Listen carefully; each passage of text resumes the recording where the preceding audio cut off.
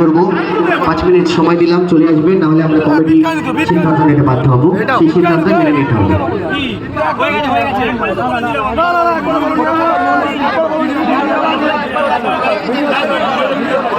কি হলো কি হলো কিছু বলেনি, বলছে এটা ওটা মাঠের মধ্যে কেউ প্রবেশ করবে না। ইউটিউবার আর কেউ মাঠের মধ্যে থাকবে না। তুমি কি ইয়েলো, তাহলে এই দাদা ইয়েলো আর তুমি হলো ব্লু। লিখে দাও লিখে দাও লিখে দাও। আর কিছু লিখতে চলো ব্লু হয়ে গেছে।